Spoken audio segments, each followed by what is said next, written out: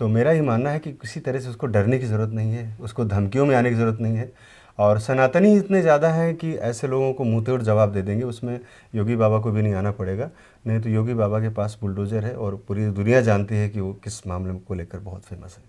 आपका जैसे कि आपने कहा कि मोनालिसा का जो वायरल वीडियो है, तो मैंने उसको कैसे फ़िल्म के लिए ऑफ़र किया।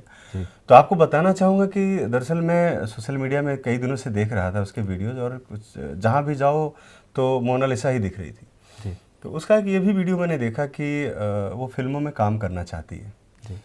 तो जहाँ पर एक तरफ विदेशों से लाकर जो वहाँ के सनी लियोन जैसी लड़कियों को लाकर हमारे देश में इंट्रोड्यूस किया जाता है, और सनी लियोन जैसी जब लड़कियाँ यहाँ पर आके सेलिब्रिटी बनती हैं, तो जाहिर सी बात हमारा समाज और युवा हमारे पथभ्रष्ट होते हैं।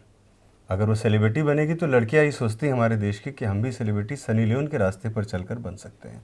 तो ये मोनालिसा सबसे बड़ा जवाब है उनके लिए, कि जिसने अपनी सादगी के साथ, जिसने अपनी कल्चर के साथ, बगैर अपना कोई भी गलत बयान दिए हुए, बगैर किसी भी तरह का कोई अंग प्रदर्शन किए हुए, अपनी सादगी से पूरे देश का रुझान अगर अपनी तरफ उसने किया है, तो मुझे लगा कि इसका जो सपना है फिल्मों में काम करने का, वो मुझे पूरा करना चाहिए।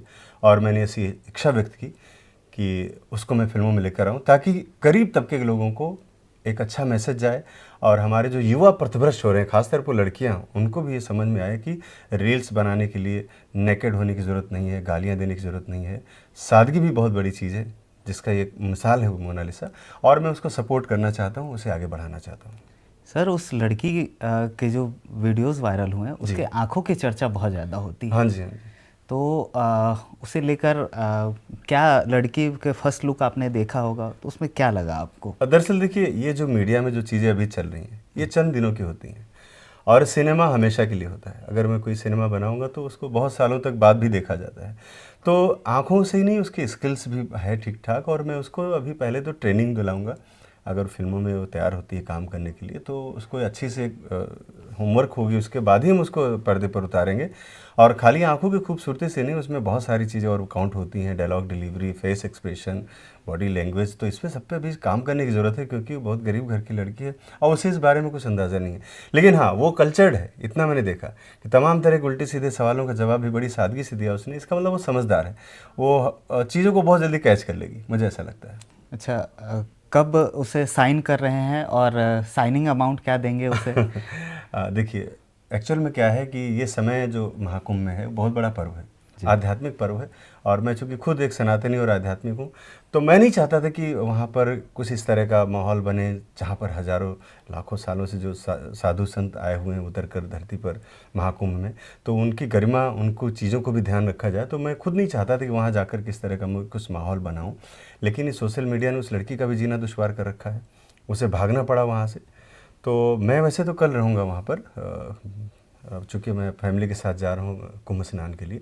अगर उस बीच मेरी बात हो पाएगी तो ठीक है, नहीं तो मैं वहाँ पर किसी तरह का कोई जो गरिमा है जो हमारी महाकुंभ की, उसको मैं नुकसान नहीं पहुँचाऊँगा। मैं उसके घर पे जाके मिलूँ, क्योंकि इसके गाँव से भी मुझे बहुत सारे फ़ोन आ रहे हैं, तो मैं वहाँ चला जाऊँगा। अच्छा सर, एक और मैं कहीं इंटरव्यू देख रहा था जी। तो आपने जैसे लड़की को धमकी मिल रही है, तो उसको आप किस नज़रिए से देखते हैं? लड़की डरी हुई है, उनको सिक्योरिटी मिल रही है, सारी चीज़ें। हाँ। जी देखिए, एक्चुअल में ये उत्तर प्रदेश का शासन है और बाबा जी का राज है यहाँ पर। माननीय श्री योगी जी महाराज एक संत हैं, महात्मा हैं, और एक महात्मा अगर राजनीति में आए, अगर राज कर रहा है, तो वो सबके साथ इंसाफ करेगा। आप ये भी जान लीजिए कि आज के पहले 10 साल पहले का भी मैंने उत्तर प्रदेश देखा और आज का भी देखा है। मैं अगर जीवित यहाँ पर खड़ा हूँ तो ये बाबा योगी की ही देन है, उनकी पुलिस की ही देन है, जिन्होंने मुझे मौत के मुंह से निकाल कर बाहर लाए। तो अगर ये किसी और शासनकाल में होता तो शायद मैं जीवित भी नहीं होता, क्योंकि पिछले साल जो मेरे साथ the diary of West Bengal को लेकर जो घटनाएं हुई, तो मेरा ये मानना है कि किसी तरह से उसको डरने की ज़रूरत नहीं है, उसको धमकियों में आने की ज़रूरत नहीं है। और सनातनी इतने ज़्यादा हैं कि ऐसे लोगों को मुँह तोड़ जवाब दे देंगे, उसमें योगी बाबा को भी नहीं आना पड़ेगा। नहीं तो योगी बाबा के पास बुलडोज़र है और पूरी दुनिया जानती है कि वो किस मामले को लेकर बहुत फेमस है।